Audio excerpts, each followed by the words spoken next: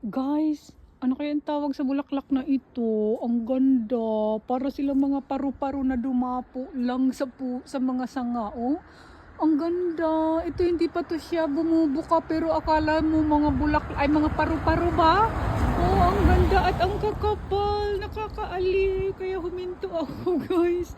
Ang ganda tingnan. Tapos ang liliit ng dahon niya, oh. Ano kayang tawag sa bulaklak na ito? Ang ganda talaga, oh. Ang kapal at ang lago-lago.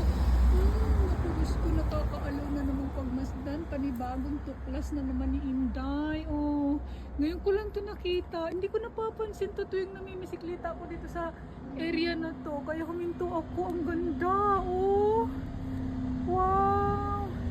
Kaso parang wala ko nakikita mga bubuyo. Oh, pati dito guys, ang ganda talagang tignan. Nakakaano lang. Kaya gusto ko i-share sa inyo. Oh, kumpul-kumpul talaga.